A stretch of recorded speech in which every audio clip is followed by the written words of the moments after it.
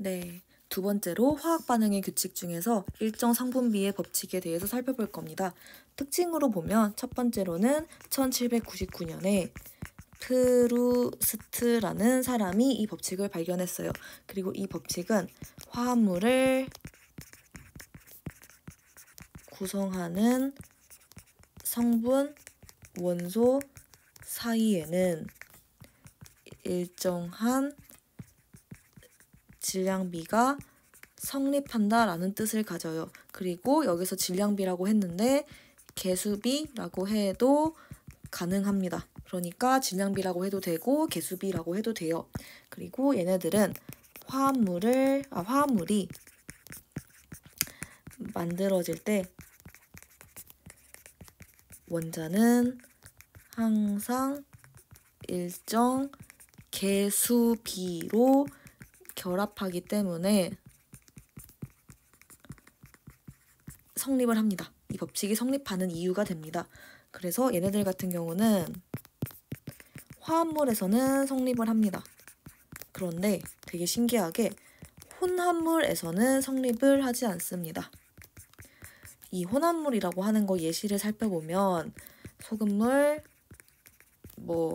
설탕물, 흙탕물 등등등등이 있어요. 얘네들 같은 경우는 이제 용매랑 용질로 나눌 수가 있는데 용매랑 이제 용질의 그런 비율 있죠. 용매랑 용질의 양의 비율 있잖아요. 이 비율이 굉장히 다양합니다. 그렇기 때문에 이 비율에 따라서 혼합 비율이라고 할게요. 혼합 비율에 따라서 성분, 원소의 질량비가 다르다는 특징을 가져요. 그래서 살펴보면 용매라고 하면 지금 물이잖아요. 용매는 다 물인 상황이고요. 용질 같은 경우는 소금일 수도 있고 설탕일 수도 있고 흙일 수도 있는 상황이에요. 지금 얘네들의 비율을 봤을 때 내가 소금이나 설탕이나 흙을 좀 많이 넣을 수도 있고요. 얘네들을 좀 적게 넣을 수도 있잖아요. 이거는 내 맘대로 할 수가 있어요. 굉장히 다양하게 조합을 바꿀 수가 있기 때문에 비율에 따라서 질량비가 다 달라요. 질량비가 일정하다고 하는 거는 얘가 일정 성분비의 법칙이잖아요. 근데 지금 혼합한 비율에 따라서 질량비가 달라져요. 그렇기 때문에 혼합물의 경우에는 이 일정 성분비 법칙이 성립을 못하고 화합물에서만 성립한다라고 봐주시면 됩니다. 그래서 얘네들을 한번 예시를 살펴볼게요. 그래서 이 질량비를 따져볼 건데 질량비 같은 경우는 조건이 좀 필요해요.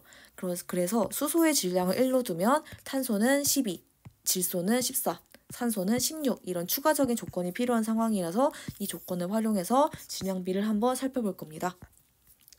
그래서 예시를 한번 4개 정도 살펴볼 건데 일단은 물, 그리고 암모니아, 그리고 과산화수소, 그리고 이산화탄소 이렇게 4개를 한번 살펴볼 겁니다. 그래서 첫 번째로 화학식을 살펴볼 거예요.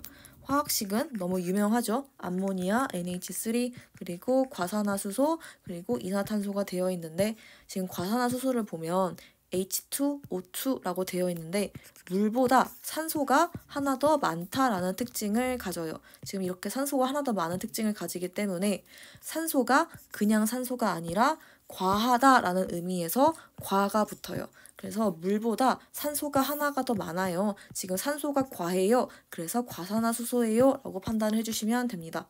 그래서 화학식은 이렇게 되고 그리고 성분 원소를 볼게요. 성분 원소를 보면 수소, 산소가 있어요. 그리고 질소, 수소가 있어요. 그리고 수소, 산소가 있고 그리고 탄소, 산소가 있습니다. 그리고 원자 개수비를 따져볼게요. 원자 개수비를 보자면 수소랑 산소가 2대1, 질소랑 수소가 1대3, 수소랑 산소가 2대2니까 1대1이죠. 그리고 탄소랑 산소가 1대2 이런 상황이에요. 그리고 원자의 질량비를 볼게요. 원자의 질량비를 보면 얘는 이 조건들을 활용하면 됩니다. 이 조건들을 활용하면 일단은 1대16 나오고 14대1 나오고 1대16 다시 나오고 12대16이 되는 상황이에요. 그래서 여기서 보면 최종적으로 성분, 원소의 질량비를 알 수가 있습니다. 얘네들 같은 경우는 이거 곱하고 이거 곱하면 돼요. 그래서 이거를 쓰자면 얘네들 곱하잖아요. 얘네들을 곱하면 바로 이 값이 나오게 돼요. 그래서 이거 곱하고 이거 곱하고 이거 곱하고 이거 곱하고 해주면 돼요. 그래서 다시 한번 써보면 얘는 2 곱하기 1이니까 2, 그리고 1 곱하기 16이니까 16, 그래서 1대 8이고요. 얘는 1 곱하기 14니까 14, 3 곱하기 1이니까 3, 그래서 14대 3 나오고, 그리고 얘는 2 곱하기 1이니까 2 곱하기 16이니까 32, 그래서 1대 16 나오고, 얘는 1 곱하기 10이니까 12, 2 곱하기 16이니까 32예요. 그래가지고 얘네들은 3대 8이 나옵니다. 그래서 우리가 최종적으로 알고 싶은 거는 성분 원소의 질량비였거든요. 그래가지고 이 성분 원소의 질량비를 개수비랑 질량비를 곱해서 알 수가 있다라고 판단을 해주시면 돼요. 그러면 반응에서의 질량비를 좀 살펴볼 수가 있어요. 이거는 화학 반응식을 사용을 하는데 예시를 2개를 들어드릴 거예요. 첫 번째로는 구리랑 산소가 만나서 산화구리가 생성이 되는데 얘는 한국말로 썼잖아요. 그래서 로마자로 이렇게 2를 써줘야 돼요. 이렇게 써주면 얘 같은 경우는 구리가 이렇게 2가지가 있다. 구리가 플러스 1자리가 있고 플러스 2자리가 있는데 둘 중에서 나는 플러스 2자리를 의미한다 라고 봐주시면 돼요. 그래서 얘네들의 화학 반응식을 써보면 2개의 구리가 하나의 산소랑 반응해서 2개의 산화구리가 생성된다 라고 보시면 돼요. 그리고 얘네들의 질량비를 따져볼 건데 질량비는 문제에서 줘야 됩니다. 문제에서 산소의 질량을 16으로 두면 마그네슘 24, 구리 64라고 두기로 했어요. 그러니까 문제에서 줍니다. 그래서 이거를 활용을 하면 일단은 구리 2개가 이제 64 이렇게 하면 되고, 그리고 산소는 16 더하기 16이니까 32 하면 되고, 얘네들은 2개에 64 플러스 16이니까 얘네들은 80 곱하기 2 약간 이렇게 되는 상황이에요. 그래서 이거 비율을 좀 간단하게 표현을 하면 4대 1대 5가 나오거든요. 그래서 얘네들을 봤을 때 4 더하기 1은 5네 라는 걸 알 수가 있어요. 그래서 4 더하기 1은 5네. 그래서 질량 보존의 법칙이 성립하는구나 라는 걸 알 수가 있어요. 이 질량 보존의 법칙은 반응물의 총 질량과 생성물의 총 질량이 동일하다라는 거잖아요. 그래서 이거 반응물 합이랑 생성물 합이랑 똑같네. 그래서 질량 보존 법칙이 성립하네 라고 가질 수가 있는 거예요. 예시를 하나만 더 들어볼게요. 하나만 더 들어보면 똑같이 금속이에요. 마그네슘이 산소랑 반응을 하면 산화 마그네슘이 돼요. 얘 같은 경우는 옆에 로마 숫자를 안 쓰거든요. 왜 안 쓰냐라고 하면 마그네슘은 2 플러스 하나밖에 안 돼요. 얘 같은 경우는 막 3 플러스 1 플러스 이런 게 없어요. 그렇다 보니까 마그네슘 같은 경우는 이렇게 다양하지 않기 때문에 굳이 옆에다가 로마 숫자를 쓰지 않는다. Mg 2 플러스로 유일한 상황이기 때문에 로마 숫자를 안 쓴 상황이에요.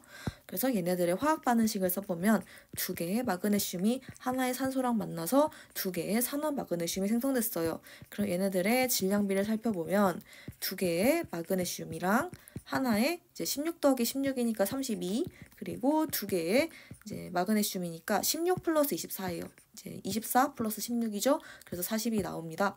그래서 이거의 비율을 다시 한번 간단하게 정리를 해보면 얘네들은 3대 2대 5가 나오는 상황이에요.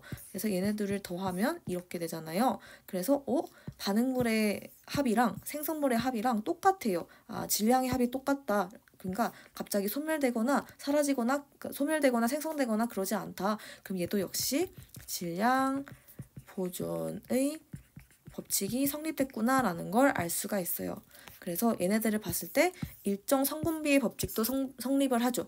4대 1대 5, 3대 2대 5 이런 식으로 반응하는 것도 맞는데 이거를 통해서 반응물의 합이랑 생성물의 질량의 합이 똑같네. 그러면 질량 보존의 법칙이 성립했네 라고 해서 앞에서 배웠던 질량 보존의 법칙이 성립한다는 것도 연상을 해볼 수가 있습니다. 그래서 일단 여기까지 일정 성분비의 법칙에 대해서 이제 공부를 해봤습니다.